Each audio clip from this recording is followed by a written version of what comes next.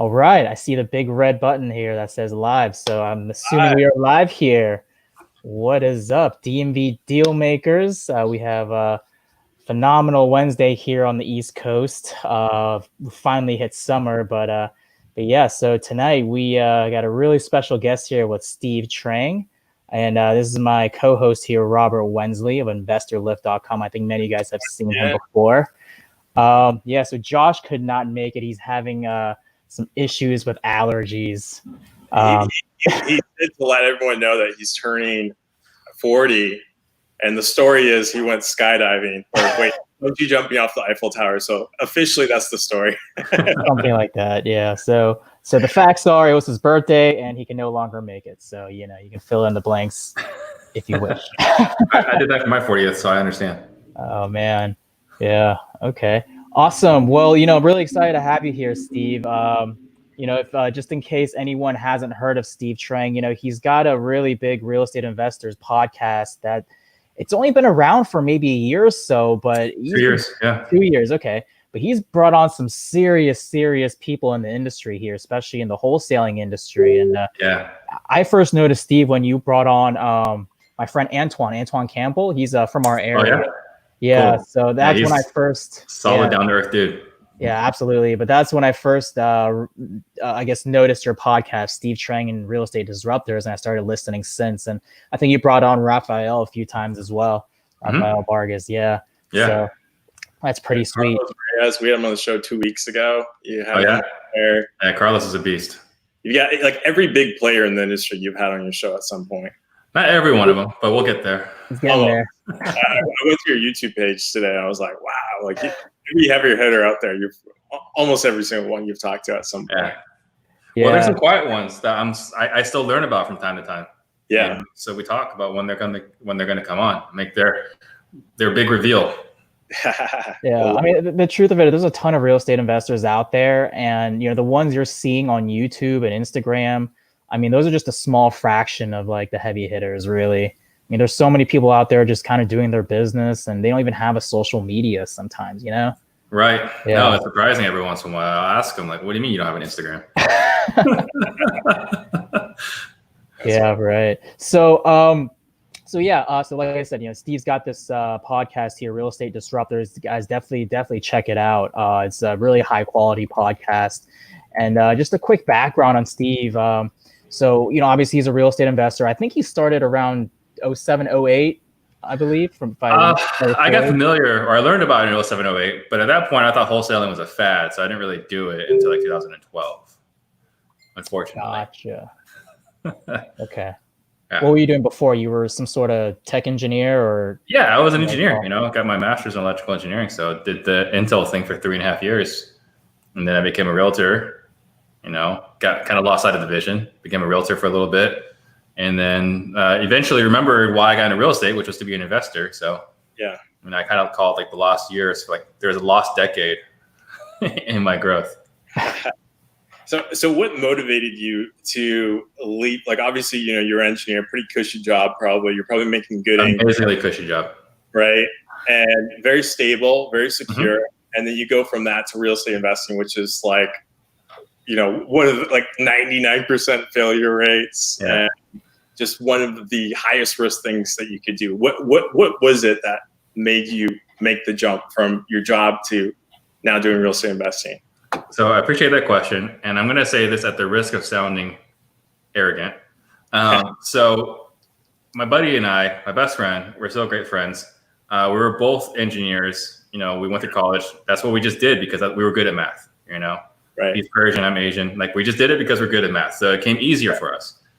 And so we actually had this debate one time, which was, is it immoral to work slower or to do less than you're capable of, right?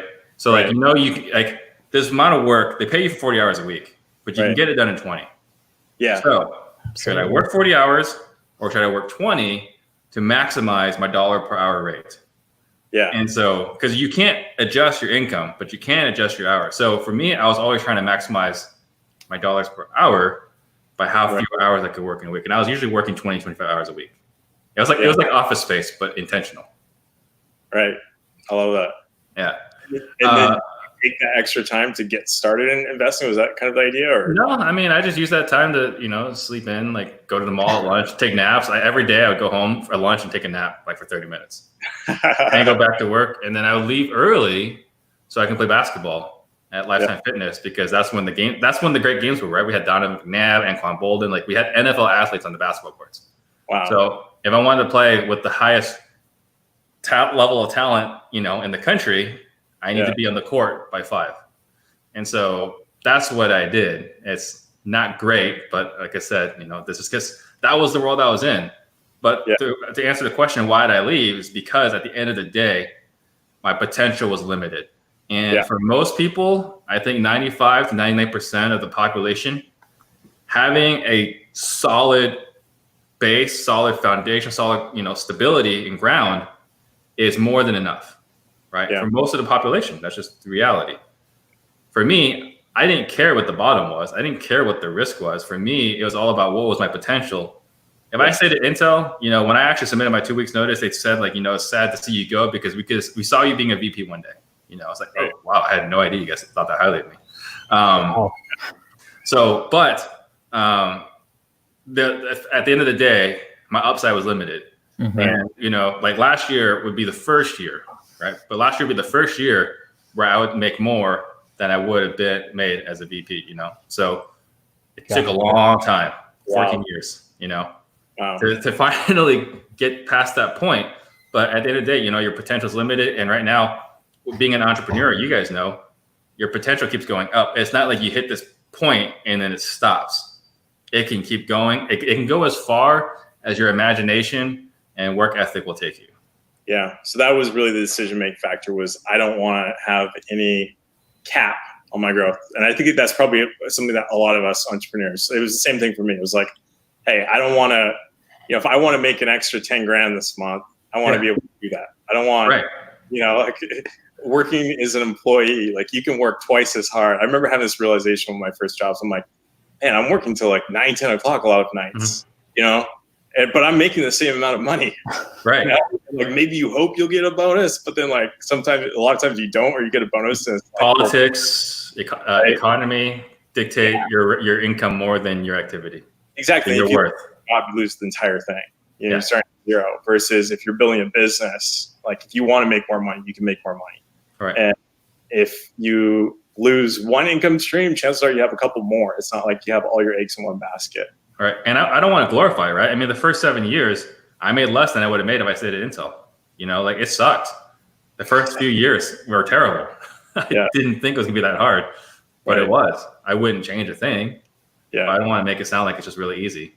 Yeah. Was it scary making that transit? Like when you put in your papers, sleep, you're dead set on success. I was dead set. I mean, when I decided I was going to go into real estate as a realtor, right? So remember, I kind of lost sight, right? This is the lost decade.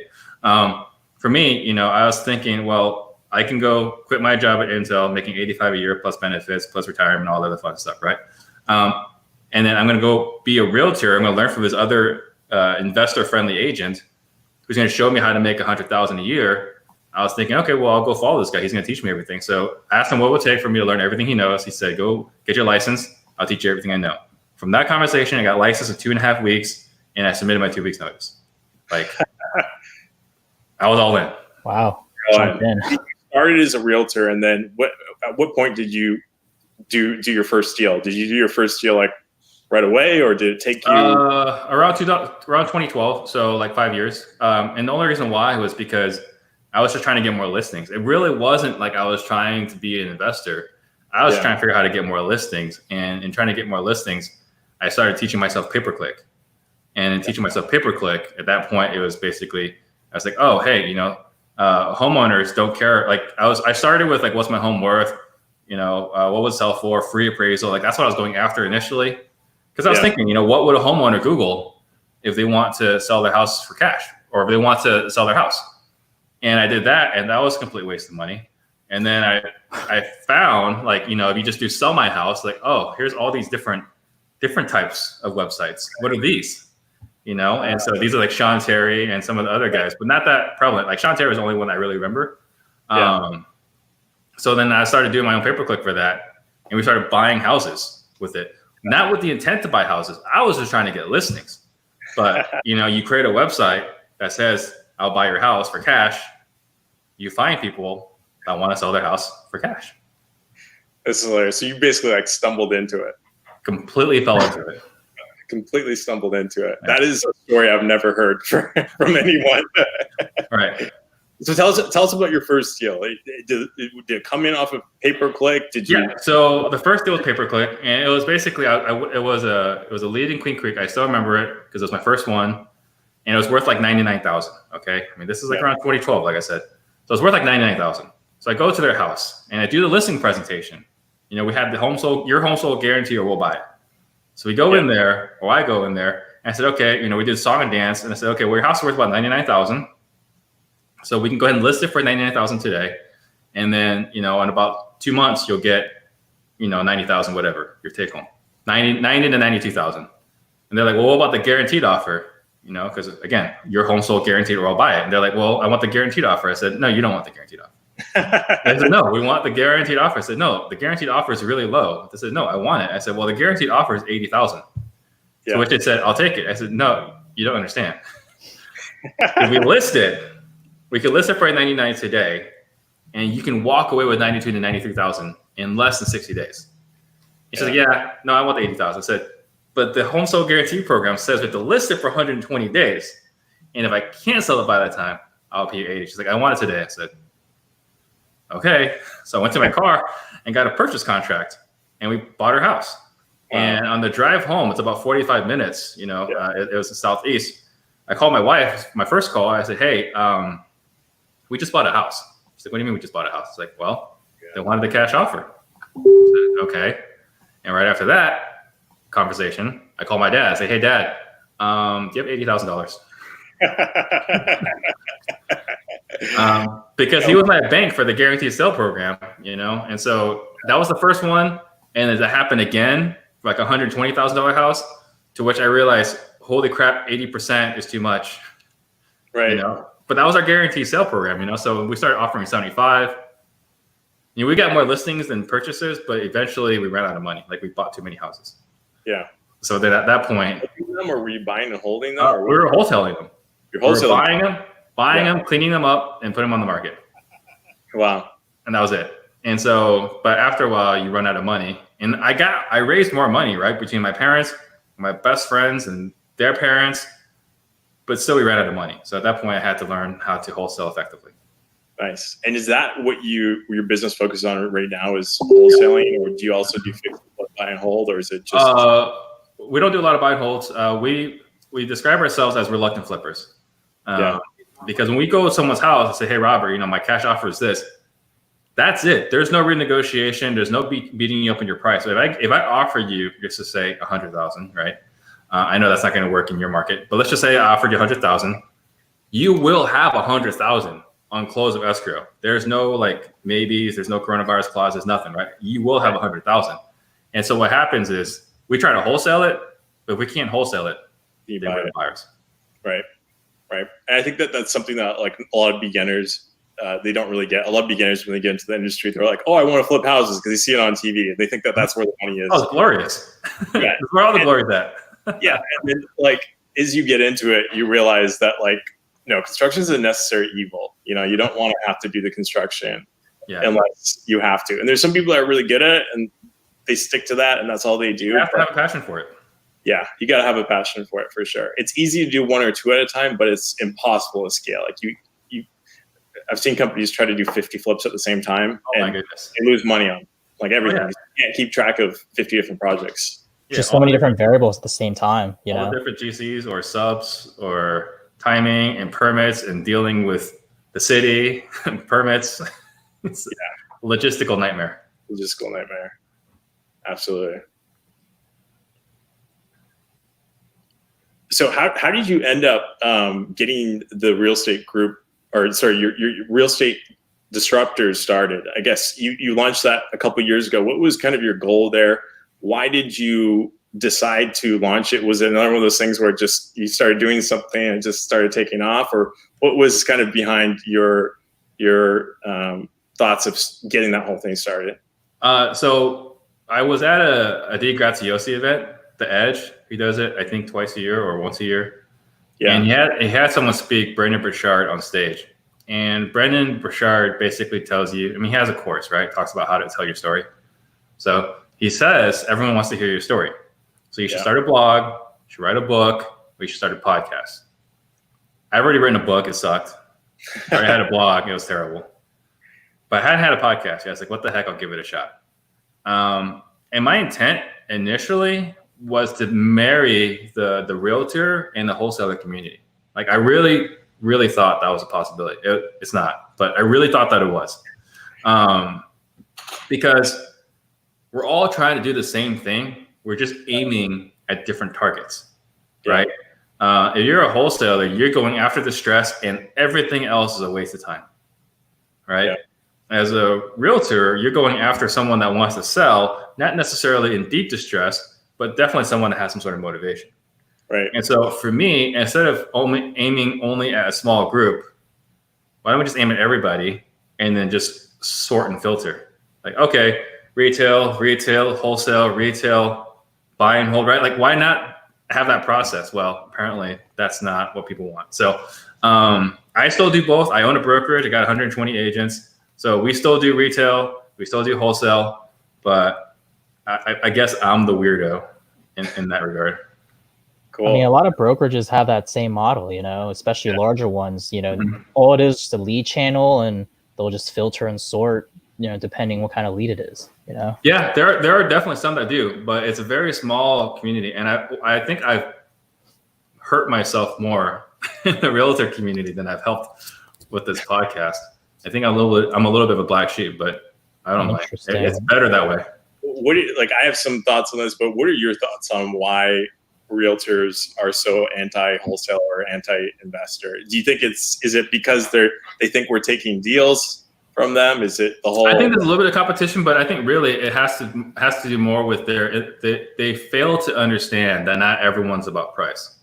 When you're talking to a homeowner, 98 to 99% of the time, it's about top dollar. And those instances go with the realtor. Absolutely. But 1 or 2% of the times, it's I need cash today. Yeah. And it's our job to find to bring cash to them to satisfy their needs. And so, I mean, I had a situation where I actually got sued, unfortunately, by a broker friend of mine. We're not friends anymore. So they had it listed. This is a homeowner that actually contacted me through pay-per-click, and they needed to sell because her mom had cancer, had breast cancer, and was literally dying. Right? She needed to sell her house in Buckeye to move to Chicago. Right? Yeah. So she reaches out to me, and I call her. I said, "Your house is on the market. Like, what's going on here? Like, why hasn't your realtor sold your house yet?" She's like, well, she said that it should sell quickly. I said, okay, how long ago was that? She's like, 2 months ago. I said, okay. So, when you told her you need to sell it faster, what did she say? She's like, oh yeah, I'm trying my best. She never once asked her what price she needed to sell at, right? So her realtor mistakenly thought it was worth $350. So they started at $350. When she contacted me, it was listed at $315. It was worth $305. That was my estimation, right? Yeah. And so I go over there and I meet with her and I say, hey, your house is worth $305. Just, pour some rocks in the back because it was just dirt. Put some rocks in the backyard and you'll sell it for $305. And she's like, I don't have time for that. So what do you mean you don't have time? And we go through the whole situation, right? She needs cash now. So we shook her. I bought her house for $245K. We shook hands that afternoon and we went in a contract and I closed on it in a week. And then I listed it for $305. Like I put rocks in the backyard. I listed it for $305 and I got full asking price and I sold it. That was one of my best deals that year. So the problem here is the realtor is so focused on trying to maximize the dollar for the homeowner. Yeah. They fail to understand I would argue their fiduciary, which is do what your client wants, right? Exactly. If your client wants to sell fast, don't try to get them the most amount of money and think that's what they want. That's what they need. Yeah. Now you're putting yourself in their position. Yeah. Right. So I think this is the problem with most realtors. Most realtors fail to understand what a homeowner truly wants and needs because they haven't thought to ask. Yeah. I can't agree with you more. You know, like everyone has different needs, and like you shouldn't be trying to project what you think someone else needs. You know, the other thing too is like I've seen so many instances where homeowners, like, they're not making decisions based on numbers. They're making it based on like emotion, frustration, things like that. Like I remember my first day at Express Home Buyers, like years back when I first got started investing. I'm sitting there and this lady calls up. She's like, I want to sell my house today. And we're like, okay, why? She's like, well, the AC broke down again. It is 110 degrees in here. I'm just sick of this house. I'm selling it. I want to move into a nice new condo and leave all this behind me. You know, like just that frustration that she had, like just all these repairs just building up over the years and not living in a home that she actually loved, actually living in. Like she just wants out, sell it, downsize, move into a nice condo, buy a nice apartment that's new, and just have the life she wants to live.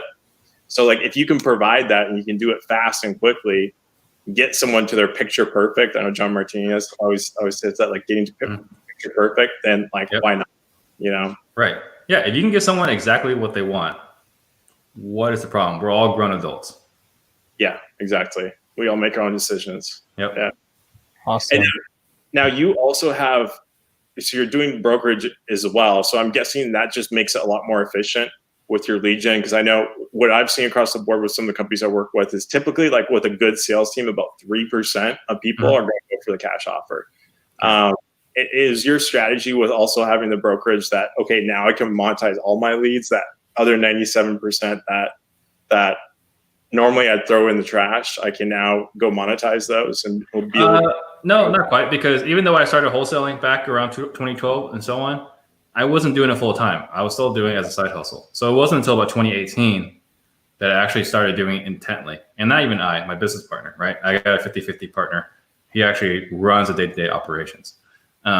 So, you know, when I opened the brokerage in 2013, it's been a traditional brokerage with a wholesale every once in a while. Yeah. Right. It wasn't until April of 2018 that we really started going hard after wholesaling. Got you. Yeah. What made you to make that decision? Had the right business partner. It was something I knew. It was something I knew that needed to happen. But you know, being in business for some time now, a lot of times we're trying to figure out, like, how do I do this? You know, how do I pull this list, or how do I do whatever, right? Or what's the process? At the end of the day, once you start scaling and you know you're leveraging money for time, you start to learn that it's really a who question versus a how question. And once I partnered with my business partner, I said, okay, here's someone that can run the entire operation. He's my integrator, and I just need to point every once in a while. But he's, you know, like for me, wholesaling is like 4 hours a week job. Like that's my 4-hour work week. He's the one that's really making it happen. Gotcha. You're like the visionary then. And he's the one. I'm guessing you've read Traction. It sounds like. Oh, for sure, multiple times. Yeah, we'll have to post a link to that below. Great book about one of the best business books, top 5 business books. Yeah. Do you want to maybe tell us a little bit about what you learned from that and how you've applied it to your business and what the results have been? I would say the most impactful thing is the level 10 meeting. You know, just running effective meetings where you're not wasting time. It's an hour and a half. You're in, you're out, and you're done. Yeah. And there's no more wasted time, because meetings suck when they're not run properly. Right. But a level 10 meeting is so incredibly impactful and powerful. And we run it the Monday morning. So that sets a tone for the whole week. The other thing I would say helps a lot is with the visionary integrator, but I would say Rocket Fuel, start there. It does a better job of breaking it down. And the biggest thing from Rocket Fuel for me was that I realized how bad of a communicator I was. I really didn't realize, you know, the depths of how bad I was at communicating. And so what I did was, after I read that book, it's like, oh, that's why they keep getting mad at me. Like my team upset with me for not communicating. Right. Here's what's going on. And so I had my right-hand person, Summer, read the book. I said, okay, here's what's wrong with me, and now you know how to communicate with me. Wow, so it's really more of a key for her on how to handle someone like me.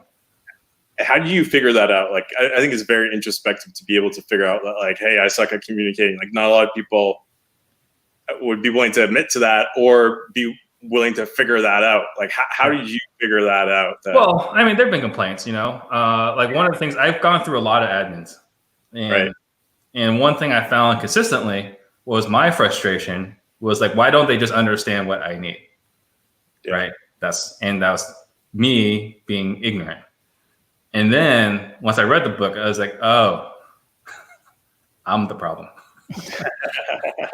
And then after that, it got a lot easier. So, I mean, I feel bad for all the people I fired along the way that they were compatible. Now, were they the best? No. Yeah. But I mean, like Summer, who's still with me, she's my integrator for the brokerage. She started back when I didn't understand this stuff. Yeah. So, but she already understood how my brain worked. And so it's just made that connection more powerful in our relationship. Excellent. Gotcha. Yeah. I'm kind of curious, what does that brokerage look like today? Are you still involved in production, or is it mostly you're just, pulling some strings and looking at metrics and making some it's pretty much run by Summer and my managing broker, Lisa. Gotcha. Last year we had about 0.7% market share. So like 1 in every 135 homes sold was by our company. Uh-huh. But I am not involved on a day-to-day. I mean, I run our monthly meetings, right, where we go over statistics, so on, which you might see on my Facebook. And then I go over, I train them every Tuesday. So every Tuesday, 2:00, I train people at the brokerage on some parts of the business, whether it's the buyer appointment, listing appointment, how to follow internet leads. Mm-hmm. But really, I'm more of the setting the direction. And then Summer and Lisa are really just keeping that direction going. It's awesome. Just finding that right key player right there, the rock star. It's huge. It's absolutely massive. Yeah. I assume you're still keeping track of what's going on in your market, though, in terms of the leads coming in and the trends. Yeah, I have to. Yeah, I mean, between the brokerage and wholesaling, I won't say there's pressure on me, but I feel like I have to have the information available to make those decisions. Not just to make the decisions, but a lot of people rely on me, and so I think that if I'm not doing that, if I'm not on the forefront, then I don't think I'm providing value. So Tim Ferriss does a lot. He's done the 4-hour work week, the 4-hour body, the 4-hour chef, and some other stuff, right? But he's basically a guinea pig for himself. Yeah. And that's pretty much how I run my businesses. I'm a guinea pig, and then the stuff that works, I share with the people that work with me. And stuff that doesn't work, well, we're just not going to talk about it. Interesting. Yeah. Basically, when you have a new idea, or you have some new concept, new tech, or new whatever, you try it out first, see how it is. Right. If it's garbage, you kill it. If it's great, you then focus on training everyone else to do whatever it is. Yeah. There's a spiritual test, and I'm not a spiritual person per se, but there's a spiritual test. And one of them was prophet, which is kind of like, Moses, right? You go up with the tablets and you pass that message on. So for me, I'm just a big time nerd. I see, Robert's got a lot of books behind him. I'm a big time nerd. I like to read, try to find that edge. And when I find that edge, I share it with everyone else. Okay. Now the cool thing about, and this is probably one of the most valuable things about having you on the show tonight, is you talk to like all the biggest players across the country. Yeah. So you're almost like this filter of knowledge from all the big guys all around the country. Yeah. Can you tell us what's going on right now with coronavirus? How is it impacting the business? What have you heard from people in your network, and where do you think things are going here in the next year or so? Well, the flippers are cleaning up. They're taking advantage of the wholesalers. Yeah. Which I understand, because the wholesalers have been doing really well for the last 2, 3 or more years. And so the wholesalers are, eating up most of the profits and then leaving whatever is left in the bone, for the flippers. Well, as the number of flippers have gone away and the number of hard money lenders have gone away, the flippers now hold all the cards. And so they're dictating to the wholesalers, like, here's what I'm willing to pay you, or, here's where I need to be. And so there's fewer deals, but the flippers are doing great. The wholesalers are struggling a little bit, but, I think they're surviving. They're not thriving like they were a few months ago. But it's tough right now, I would say, as a wholesaler. And it's hard to say because mostly there's no HUDs, there's no MLS. You know, if I'm talking to a realtor and they're like, oh, I did 100 deals last year, I can go to MLS and legitimately look to see if they did 100 deals last year. Mm-hmm. Wholesale says my business hasn't changed. I have no way of verifying that. Yeah. Yeah, check out my website, investorlift.com. Is that what that is? Right, for wholesalers. So what's interesting is like I launched like a year or so ago, and we've already had about nearly $150 million of properties sold. The first it was interesting. The first 6 months there was like 36 million in sales. Then we did like 100 million the next 6 months, and now we're trying to hit $1 billion. But the interesting thing is we see all the data. Yeah, that's awesome. Wholesales that are happening across the country, and when coronavirus hit, it hit wholesalers really hard. We saw the hardest 50% drops. Oh, it hit them the hardest for sure. Now, especially with the iBuyers backing out. I mean, wholesalers were selling to them too. Yeah. And so Open Doors in your market, right? They're based out of Phoenix. How did they start in Phoenix? Based in San Francisco, started in Phoenix.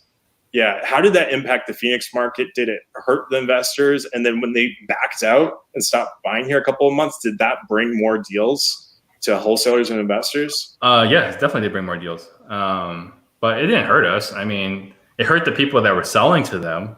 Yeah. But I mean, they were, at the end of the day, they were our competition. We were selling to them, right? But they were and still are our competition. Now we go after different demographics, but all in all, it's a horizontal competition. Yeah. It's not like it's a great, mix. We don't complement each other well. Right. Yeah. Absolutely. And do you think, have they started buying again? Do you know if they started? Oh yeah, they started buying again. Zillow, Redfin, and they're all back. Yeah. Really? Yeah.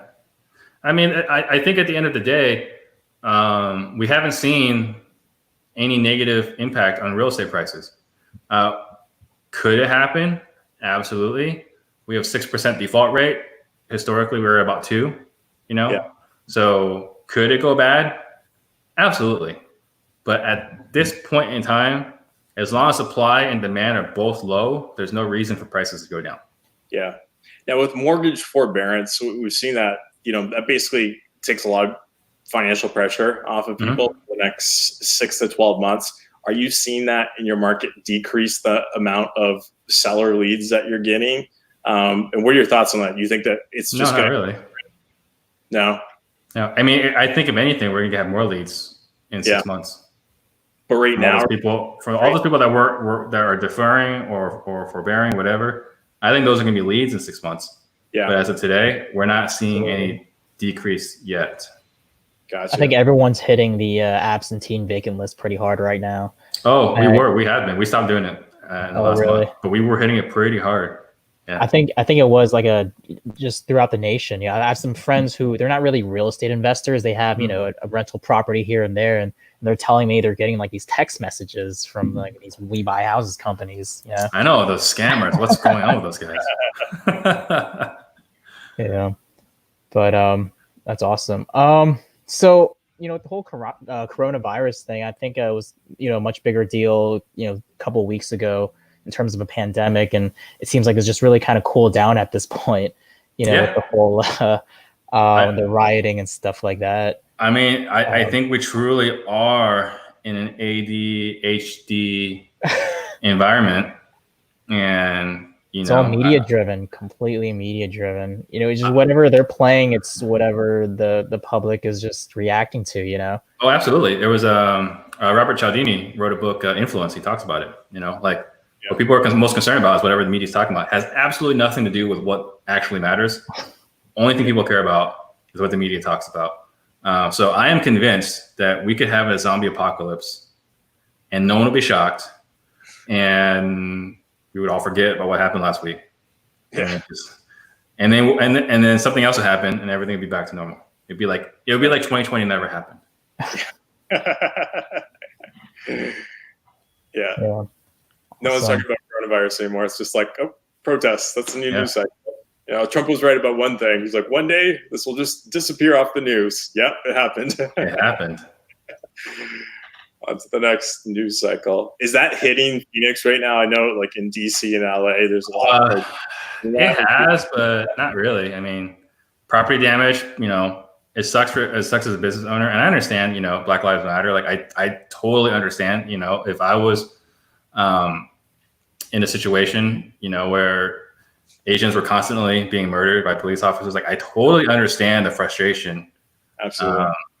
And I think one of the biggest challenges, and I'm hoping I'm not offending anybody, but I do believe it is possible to have empathy for the oppressed and the business owners that are in the crossfire. Absolutely. Doesn't seem to be the case on social media. So I could be completely shooting myself in the foot here, but I think there's a lot of people being hurt, and I think it's unfair to say that only one person is allowed to feel pain. I think everyone is being screwed right now. Yeah. I mean, unless you're a corporation, then you're fine. Yeah, when it comes to the riots, I mean, these aren't necessarily the actual protesters that are protesting. These are just hooligans, I mean, there's a lot of people have just been locked up inside their house for so long, and they just want to go out and wreak some havoc. You know what it's like when you're like 18 or 19, when there's a mob or a mass out there of people doing something, you feel like you want to join in. So like, it's exciting, Yeah, well, I mean, there's been lots of books written about mob mentality. Yeah, exactly. Yeah. Right. I think with coronavirus, it was kind of like, it was like a pot that was boiling, like with everyone at work not being able to, a lot of people, especially lower income, not being able to pay rent, pay for food, basically. Yeah, so this is overdue. I mean, there's something bad was going to happen. I mean, everyone's pissed off. We were just waiting for the fuel to figure out what it was that was going to light up the country, and we found it. Yeah, absolutely. Yeah. Hopefully things get back to normal soon. I mean, hopefully. I think so. Just a couple weeks ago, I mean, there was a lot of uncertainty when it comes to the market. I think people are a lot more confident at this point. However, do you see anything else that might be kind of a disruptor here in the market, other than maybe forbearance catching up or anything? It's hard to say. I'm in a mastermind, and one of the guys made the comment like, everything feels like it's okay again. Everything feels like it's fine, and this is before the protesting. It feels like everything's fine, and what he said is like, don't be fooled. This could just be the eye of the hurricane. Just like stay. What is it? Stay. Can't remember the exact word, but vigilant. Stay vigilant. You just don't know. Like, don't start blowing all your money, right? Like, just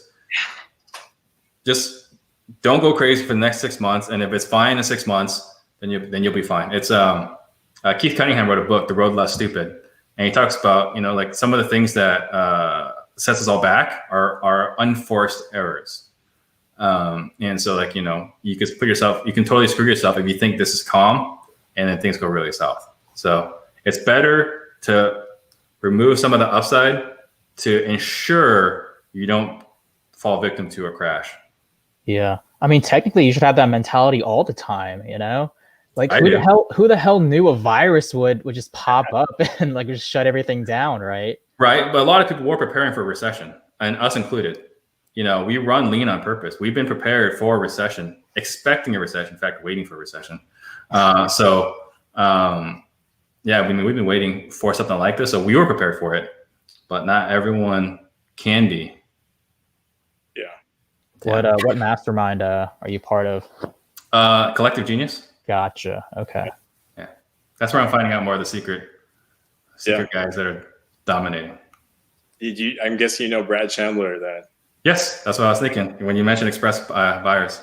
Yeah, I worked with him for 3 years. He used to run his marketing tech teams. Yeah, he was a genius. Well, yeah, we did a lot of really innovative marketing there. It was great. Yep. Any other masterminds that you're in that you recommend for people? I know CG is like a little bit expensive and hard to get into. Are there any other ones that might be good for investors that maybe are kind of not quite at the level of CG, but maybe like, done 5-10 deals? So we have an online mastermind that we run. And we have people in there that are doing between 2 to 5 deals a month. Yeah. Is there a cost to join that, or if people want Absolutely. There's a cost to joining it. Can you share? Are you able to share that? It's it's $6,000. Okay. For 6 months. Yeah. So a lot cheaper a lot of these other groups where, yeah, for sure it's cheaper and it's more hands-on because, you need more help. The questions you have when you're trying to close your first few deals are different than when you're trying to go from 1 or 2 a month to 5 a month, and are different than when we go from 5 a month to 10 a month. So we focus on helping people go from 1 deal a month to 5 deals a month. Gotcha. So very, very focused on one niche. I love that. And if people want to join that or want to get more info on that, where can they go? Disruptors.com. Disruptors.com. Okay. Disruptors.com.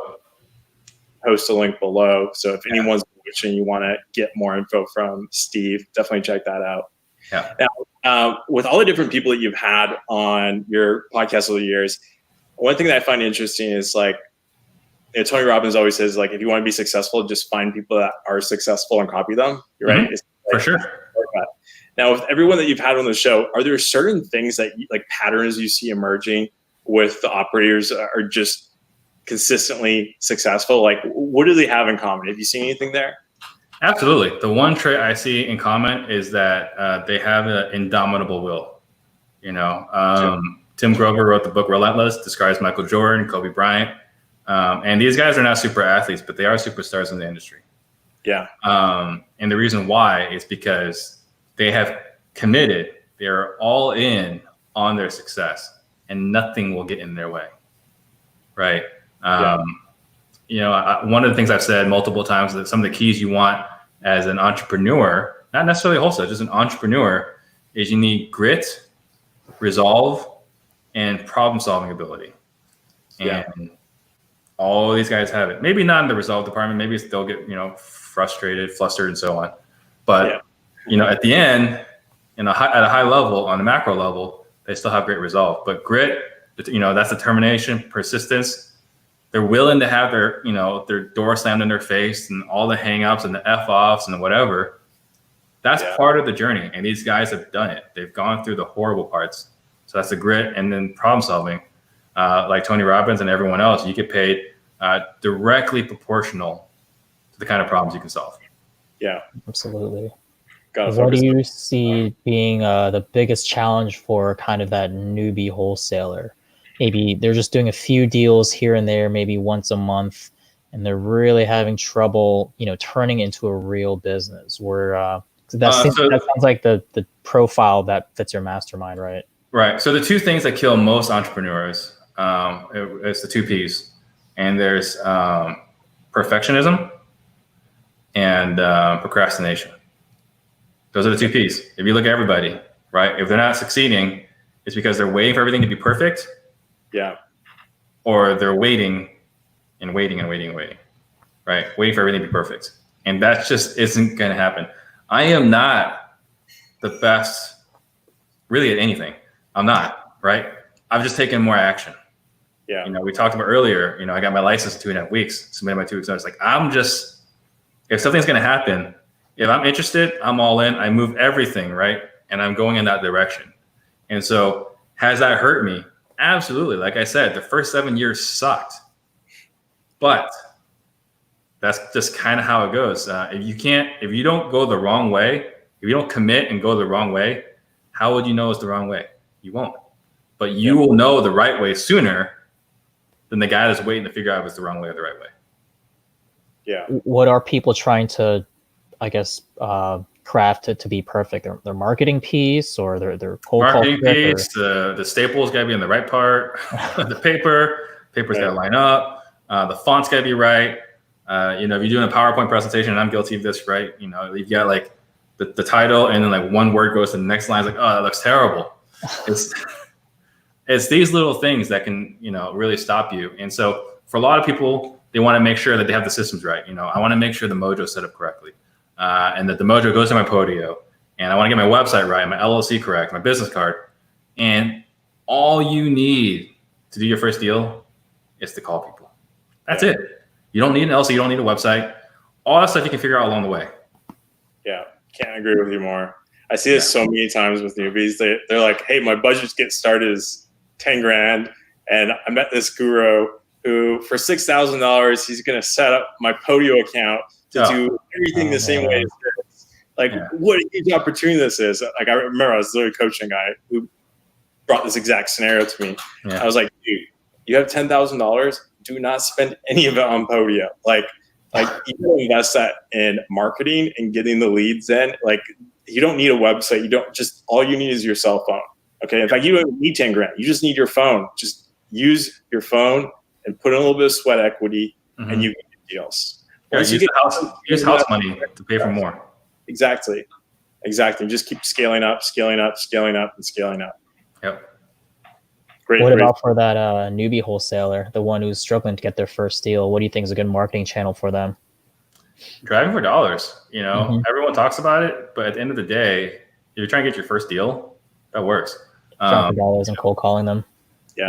Or you could be, you can even be more strategic with it. You could door knock pre-foreclosures, and while you're door knocking pre-foreclosures, pick all the houses that are ugly and use those to drive for dollars. My buddy Kyle killed it with that business model. Yeah. Great feedback. Great app for anyone watching this, by the way, is Deal Machine. Check it out. You download it on your phone. You drive by a house, you literally just snap a photo of the house. It'll pull in all the data on that homeowner, their first name, last name, phone number, email, the address.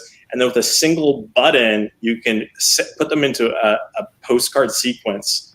Well, they'll go receive, I think, like a series of 7 or 8 postcards over a couple of months. So super, super powerful. I've done it myself, and it's incredibly efficient, incredibly powerful. And all you're doing is investing your time. It's like $100 a month for a license. Oh yeah, it's zero cost. Basically nothing. You guys were asking about the Closers Olympics. Did you guys watch it? Yeah, I didn't watch it, but I've heard about it from so many people. Can you tell us? Really? Can you give us a recap of how that went? And are you guys doing it again sometime soon? They're going to be doing the Queen Closers. I don't know when. I think maybe in a month or two. Those all females? All females. And then they're going to be doing another one next year. And there were a lot of learning lessons. I thought the guys did an amazing job for our first event because, again, this goes back to, like, a lot of people were trying to be perfect, or they might want to wait. We talked about it, and then 5 weeks later, we had the event. That's taking action. That's pushing forward. Were there, things that went wrong along the way? Absolutely. For a first event, it was incredible. I thought they did a masterful job. So I understand you made it out the first round. You beat whoever you were up against. Yep, I did. Kind of give us a recap of what happened after that. So, any event where there's judging, there's going to be some drama. Some people are unhappy, whatever. At the end of the day, I thought everyone that was in the event was worthy. So it really didn't matter. But I like to use the poker analogy. So I've played a lot of poker in my life. I'm a failed professional poker player. Donated a lot of money to Vegas. And so if we take 10 people, put them on a poker table for 30 minutes, we will never find out who the best poker player is. It's impossible, right? If we put them all on a table for a year, we will know for sure who's the best poker player. So with this event, at the end of the day, it all came down to the leads. Like, whoever won was the one who had the best leads. Because everyone there was an incredible closer. It wasn't like one guy is better than the other. I think everyone was high level. Yeah. And explain to the people, how was it set up? Where do these leads come from? And how people that paid. So it was $97 to watch, which I thought was stupid low for a 2-day event. But everyone that watched, and there's about 1,000 people that signed up, everyone that watched had the opportunity to submit their leads, where the closers will close them, and then you get 100% of the wholesale fee. That's awesome. Yeah, so I closed one of them. We got another one that we're still negotiating. I hope we get that one to go because I'm actually going to buy it. Wow. Nice. And so, and this is where people were kind of talking about, because I got cursed out by the guy for like 10 minutes. He's screaming. There were a lot of F-bombs. One of the most, I can't think of anyone that's cursed at me more really in my entire career. But here's the thing. He has pain and he has equity. So as long as you have pain and you have equity, you can curse at me as long as you want. Yeah. Because at the end of the day, I still want to buy your house. And like I said, we're still in conversations to actually buy his house. Yeah. You got to have that grit. Yeah. That's what it comes down to. I love it. So if anyone wants to see that, and by just a quick recap, in case you guys don't know about Closers Olympics, basically what they did is they took some of the top closers around the country, from some of the top real estate investing teams, and had them compete in a 2-day event, working leads, while the whole thing, I believe, was live streamed, correct? It's all live streamed on StreamYard. So we got 12 guys in the first round. And with each guy gets 30 minutes, and then the top 6, it was a head-to-head, and so each one that won the head-to-head got moved to the second round, and then so with those 6, there was the wheel was spun again. So there were 3 head-to-head matchups. Whoever won those 3 head-to-head matchups went to the finals, and they got another 30 minutes each, and then whoever got the most points at the end won the event. Was there a certain way for them to qualify what kind of leads that you guys were calling? Like, for instance, someone might be submitting freshly generated leads from this week, whereas some people might be submitting their crap list.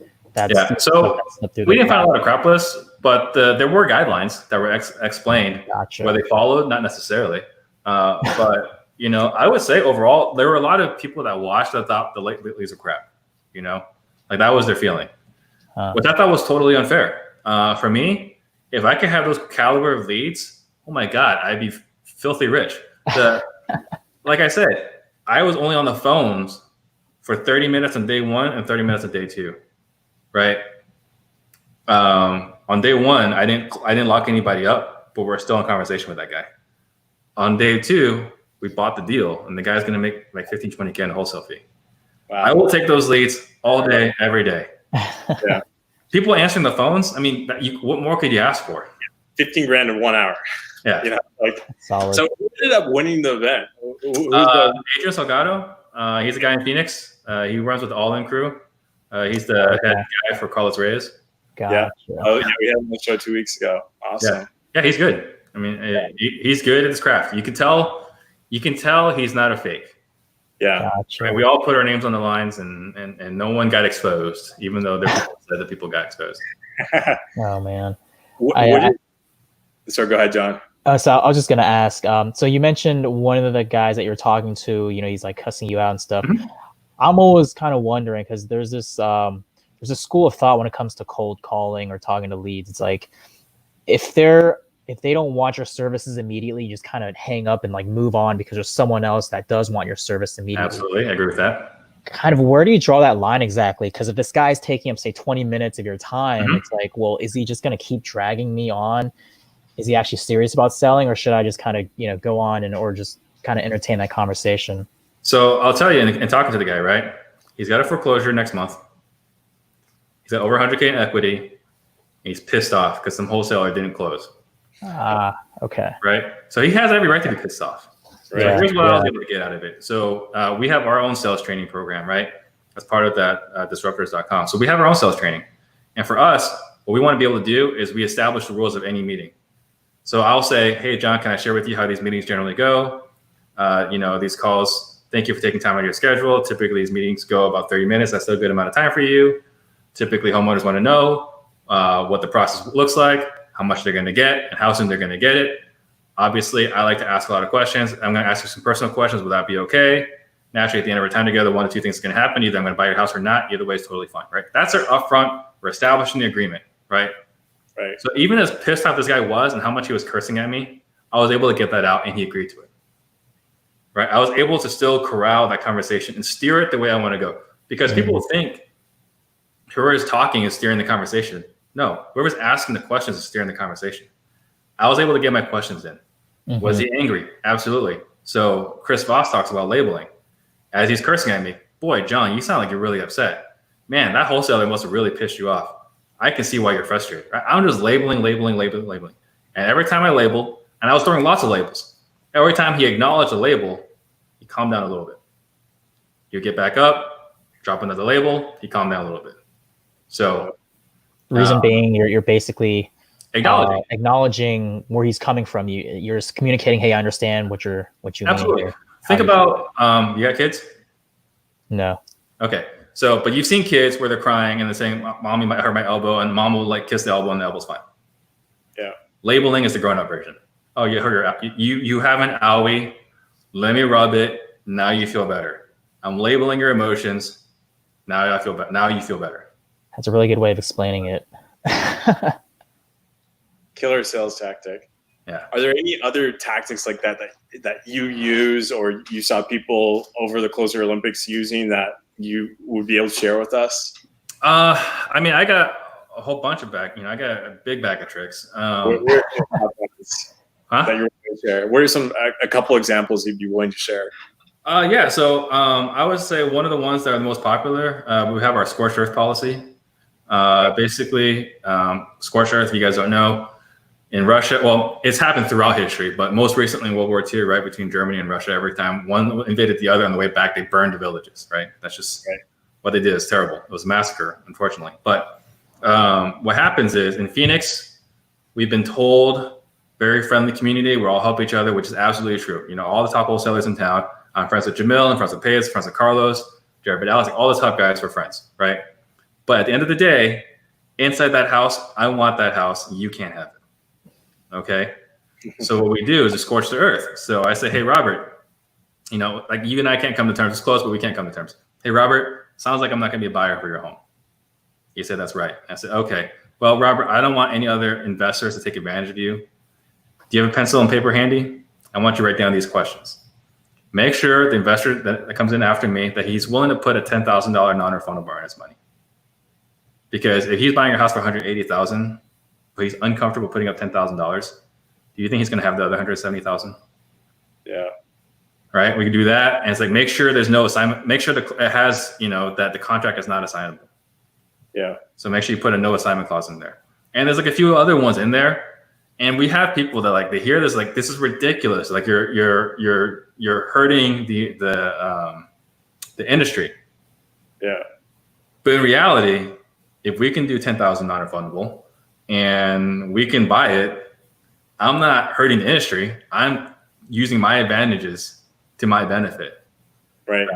So that's, and at the end of the day, only a couple of times have I given someone that advice and I had to do 10,000 non-refundable. Oftentimes I'll give that advice and they don't care if I do 1,000 non-refundable or 1,000 earnest money. And they don't care if I assign it. They really don't care. As long as they know I have their best interests at heart, they don't care about those rules for me. They just care about those rules for the next day. I love it. That is brilliant. That is so brilliant. Good. I saw a video from you, I think it was a couple of days ago. The context of it was, you know, some people have a natural sales skill, whereas some people it's more, you know, they had a more introverted upbringing and their sales skills are more built, you know, they went through training and it was through repetition. Yeah. I'm kind of curious. It sounds like you're not really doing production in your business. So did you have to practice for this competition or like, well, no, I didn't have to practice for the competition. No, I've been practicing for a long time, right? This competition actually just brought me out of retirement. I haven't done a cold call in over 2 years. Right. But when they said, hey, you want to be in it? My answer was, hell yeah. I'm a competitor. So, you know, I felt like, you know, Jordan putting on the 45 jersey, coming out of retirement, to teach the youngins, you know, still crushes it. Yeah. Yeah. Muscle memory. But as far as natural, you know, nature versus if it's natural or you can train it, I can tell you, I was a lousy closer for a very, very long time. When I was going to buy people's houses, I wasn't buying it. I wasn't selling it. It was like, your house is worth 200. I can give you 150. What do you want to do? And it worked because there was no competition. Right. You know? But that's not going to fly today. No. Today, you got to be honed on your scripts, on your methodology, on your processes. So I've been going to sales training for the last few years. I was going 2 or 3 times per week working with my sales trainer. Wow. So I take the craft very, very seriously. I'm a student, you know, of anything I do, I'm a student. When I was playing basketball, you know, I've put in over 10,000 hours in the courts, you know, working on my game. On the poker table, I put in my 10,000 hours. You know, just if I'm going to do it, I'm going to do it. And so that's how I am with the sales skills. Awesome. Who do you go to for sales training, by the way? Any recommendations? Well, I mean, if you guys are in Scottsdale, Arizona, Brad Ferguson's my sales trainer. Yeah. Okay. Yeah. Very cool. I'll have to check his stuff out. Yeah, he's the best. He's the best, but you know, it's not a good fit for everybody. He's interesting. But I love the guy. He changed my life. Yeah, great. right? It sounds like just investing in coaching, training is the return on investment is going to be there. If you're going to do it right, like if you're going to do something, do it right, learn from the best, and become the best. Yeah. Yeah. And there's nothing wrong with using your competitive advantages to lock down deals. Oh, I don't think so. Not at all. And it's funny in doing all the training, because like I said, I've been doing this for 2-3 times a week for a couple of years now. I had no idea how I sounded. Like, a big part of our selling system was awkward pauses, uncomfortable silence. Chris Voss talks about it, right? The awkward pause. Yeah. And we do that a lot by design. But I had no idea how comfortable I was with that discomfort until the Closers Olympics. When these guys are saying, man, Steve's really calm and patient, and he really puts a lot of awkward pauses in there. And it's become so natural for me, I didn't even notice it. But initially, I was like, man, it's uncomfortable. Like, can we do that? Can we actually say it like that? And now it just flows, and it works. The other takeaway I got, you guys, John, you said you weren't on it either? No. So one of the things I saw consistently, they thought that I was the best at handling objections. Really, not the best at rapport, but handling, like they said, handling objections, and what was the other thing? But anyway, for me, I didn't feel like I heard a single objection, and I think that's kind of like goes to the training. So they thought I was the best at handling objections. I felt like I didn't hear a single objection. Right. And my point here is like, you might tell me, I call you, hey, John, I'm calling about your house at 123 Main Street. And you tell me, oh, it's not for sale anymore. Most people will be like, oh, okay, thanks. I say, oh, okay. So you got it sold. You say, no, I haven't sold it. I was like, oh, so you were able to take care of that problem while you called me in the beginning. No, I haven't solved that problem yet. Then I don't understand. And now you have to explain to me why you don't have to sell it anymore. And so, whereas everyone thought I was great at handling objections, I was really making more. I really felt I was just making you defend your statements. Gotcha. You're shifting the frame. Yeah, just clarify. Like, what do you mean you don't have to sell anymore? Just turn the tables, literally. But I didn't feel like I was handling objections. Like, this is how long I've been doing this. Like, I've completely forgotten who I was, So I didn't feel like I heard a single objection. It was just, you say something, it's like, well, tell me more about that. What does that mean exactly? Clarify that. And then they would tell me. They would say, oh, well, and a few times we're like, it's not for sale anymore. And I'll say, oh, you must have sold it, right? It's like, no, I haven't sold it yet. Oh, so you already solved that problem. No, I haven't solved that problem yet. I don't understand. And then they'll talk about why they wanted to sell it originally, and then we'll have a conversation about it. But I didn't feel like I was handling an objection. I was just really investigating your statements. It's a different mindset. Right. Is this the type of stuff you talk about in your mastermind group as well? Oh, absolutely. All day. That's awesome. That's the fun stuff we talk about. I love it. Yeah. But it doesn't feel like sales. It feels like we're having a conversation. Yeah.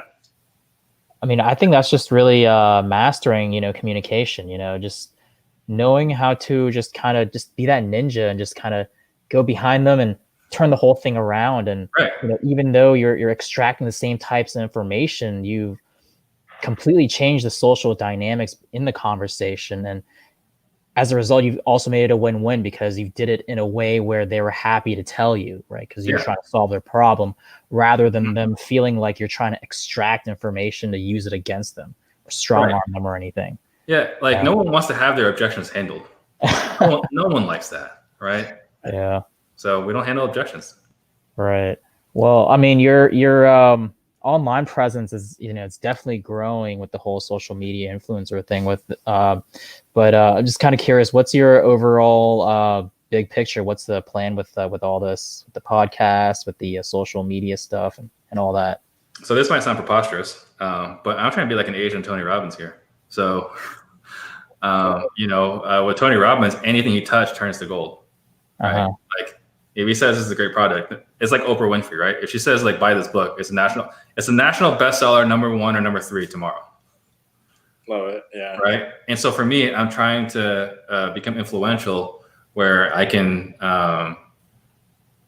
help those around me, but also, continue to find opportunities, build a legacy.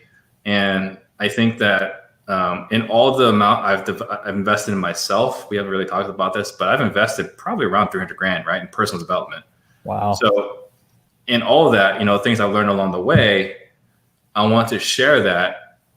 We do have, we charge $6,000 for our mastermind, but I put out a lot of stuff for free. Yeah. I paid a lot of money for. Right. Right. So I'm trying to really, I talk about creating 100 millionaires. I'm absolutely passionate about it. Honestly, I think we're going to fly past 100. So we're really going to see what the bar is. Might be 1,000 millionaires by the time everything's said and done. I think it's extremely underpriced. I mean, sounds like you're really good at what you do here, and 6,000 for half a year. That's nothing. I mean, Tony Robbins' platinum partnership. Yeah, Tony Robbins' mastermind, they call it the platinum partnership. That's like $80,000 a year just for the membership. That doesn't include the cost of flying to the events. Each of the events throughout the year. Right. Someday we'll do that, but really. The problem is, it's a delicate dance, right? Like I could continue to go down that road and be great, right, for me. But what kind of legacy am I leaving behind? And I really want to change. I really want to help as many people as I can. And I think if you go that far, that extreme, you would have to be influencing influencers in order for that to be effective, right, at that level. And I don't know if that's something that makes sense. Yeah, 100%. That makes sense. So what's the next step in getting to that exactly? So right now you have an online mastermind. Mm-hmm. Is the next step kind of live in-person seminars, or what do you have in mind? We do actually have live person events. Okay. I'm a really lousy promoter. So we actually do have live in-person events, but that's kind of, I don't know exactly what's going on with that, with the whole coronavirus thing. So, I mean, our next event's supposed to be next month, in 5 weeks, but we really don't know. Hotels don't know. In there. But I don't know. I think, we'll find it. We're going to, as things progress, we'll just, I wouldn't say like float along with it. We'll definitely, make our imprint, but you just got to take what comes with, don't force the game. Sure. Flow with it. So this is just local to Phoenix, right? It's not in multiple markets. The mastermind? Or the in-person events? Yeah, it was supposed to be in San Diego, but that's for sure not happening now. I was planning on taking a week and a half off in July in San Diego and then just doing a 2-day event, but that does not seem to be in the stars. Yeah. What's the website for the seminar? I want to check this out.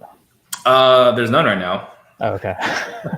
If you go to disruptors.com and you fill out the application, it'll ask you, which one are you interested in.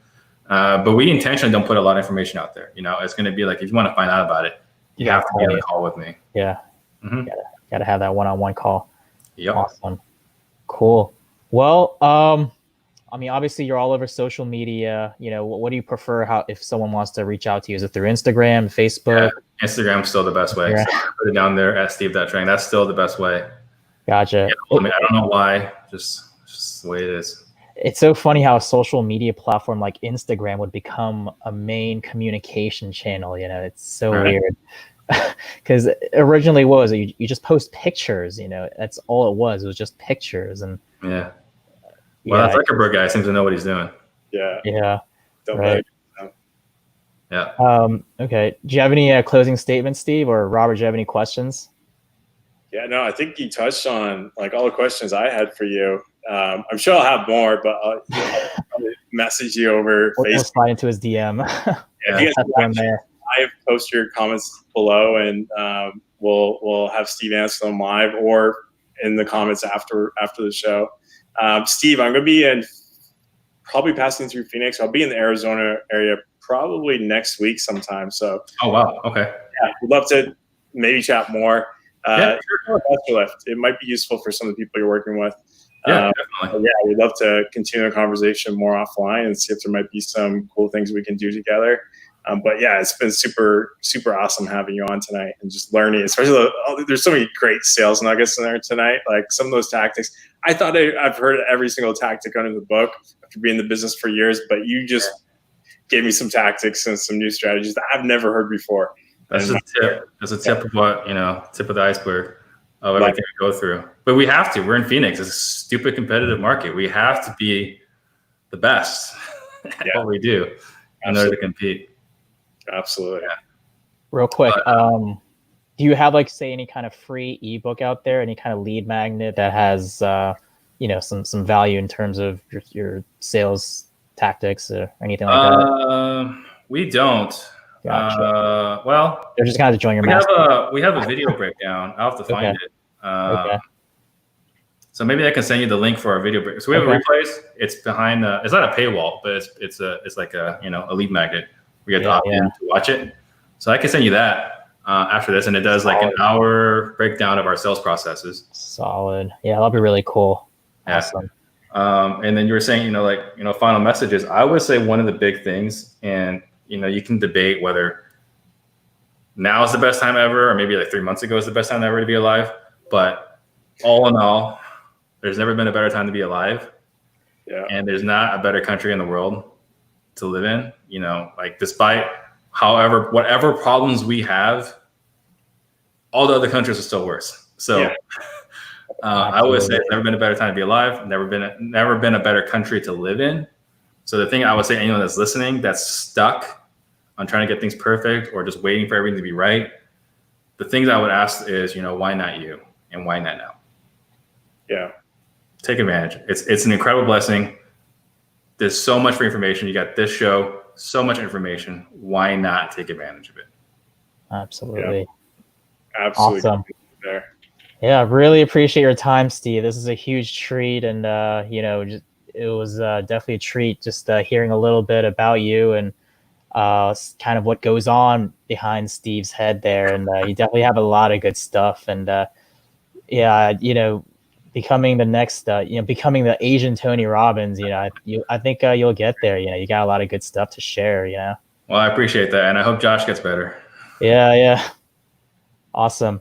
Okay. Well, this is a phenomenal hour. Really appreciate everyone watching, and obviously appreciate Steve being here. And hope everyone has a good night. And reach out to Steve if you're interested in joining any kind of mastermind, because for $6,000, I mean, that's a steal. Yeah, it's something you definitely want to look into. So I gotta go check out those Olympics right after this. So I think it's like $100-something for the replay, right? So 147. Yeah. I was looking at the other day. I love it. That's cool. Awesome. All right. Thank you, guys. All right. Have a good night. Thanks so much, Steve.